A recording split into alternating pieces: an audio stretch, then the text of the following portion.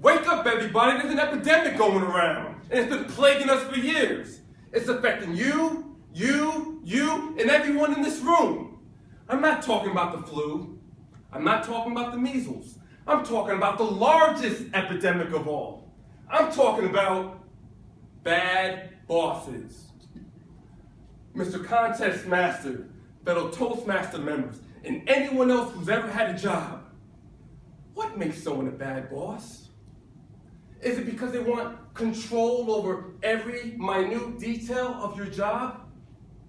Is it because they take credit for your work? Or show favoritism towards their buddy? While all these are true, the number one reason for a bad boss is not what you think. And today, I'm going to give you the cure. It was the summer of 2005 when my boss, she summoned me to her office. I was nervous. My heart raced, my body trembles. I wondered, what could she want? Did I do something wrong? I knocked on her door. You wanted to see me, Miss Hart? Yes, Eric, come on in, close the door, have a seat. It's time we make some changes around here. It's time that we promote you. Me? You want to promote me? Wow! After 3 years on the job, my dreams, they finally came true. I was off to a career in management. And even though Miss Hart, she was no longer my boss, she was still my mentor. And she gave me some words of advice as I accepted the promotion. It's not about the work, Eric. It's about the people. Show them you care. And as I accepted that promotion, I made a promise that day that I was going to care for people just like Miss Hart cared for me. I promised to listen and put myself in their shoes. You see, I had no intentions of being a bad boss, really, until I became a bad boss. Being a boss was harder than I thought. I was confused. I was clueless. People asked behind my back, how in the world did he get promoted? Can you believe that? It's not like there's a manual for how to be a boss, right? If there is, I never received a copy. Did you?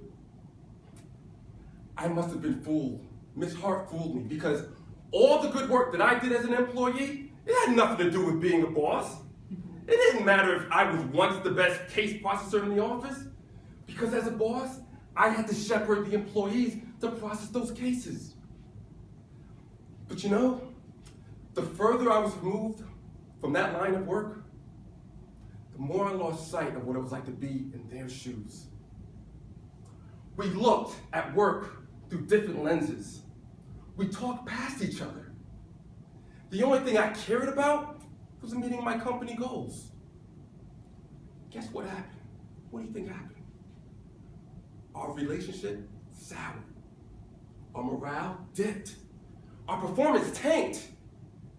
And even worse, my new boss, she summoned me to her office. I felt the same way the day I felt promoted. My heart raced, my body trembled, but I knew it was going to be for a different reason. Now, of all the qualities that she possessed, caring was not one of them. And I will never forget how she looked at me when she said, either you turn this place around or I'll find someone else who will. Wow. How would you feel if your boss said something like that in front of everybody?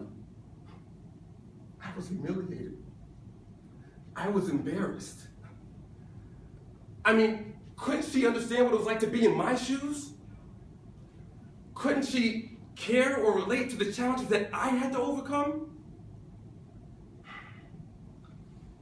I carried my falling pride out the door that day, and I ran into my security guard. His name is Lester, and he's a retired city cop, and he loved to tell stories about his days patrolling the neighborhood. And he could read the pain and sadness all over my face. It was impossible to hide. And he asked me, "Bad day, son?" Now, at first, I didn't want to respond to him, But deep down, I had to get something off my chest. And the words, they just began to flow. Lester, my employees don't like me. They don't respect me. I'm gonna get fired. I never had these problems before.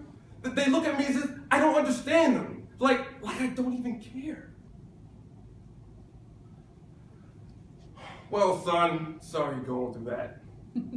But just know, back in the day when I was a cop for the first time, patrolling the streets, people in the neighborhood, they felt the same way about me. But one day, I sent the little boy home who I caught stealing, rather than send the little knucklehead to jail. And it showed people that I could understand the hardships of a little boy who was just trying to keep his family from starving. I guess what I'm trying to say, son, is if you want people to care, you gotta show them that you care.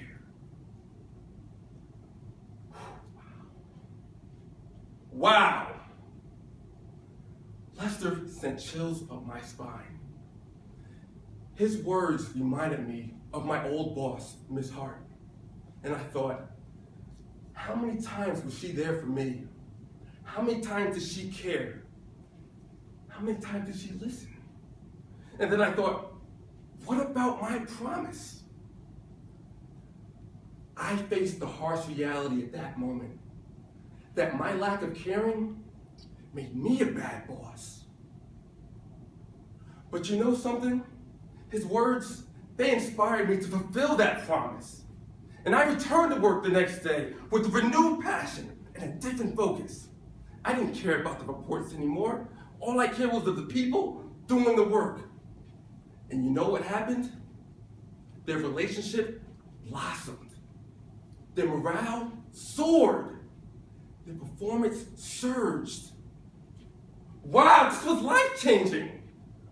All because I decided to show that I cared. And I listened. I put myself in their shoes to better understand them. When was the last time that you showed that you cared? When was the last time that you actually really listened to someone? When was the last time you put yourself in someone else's shoes?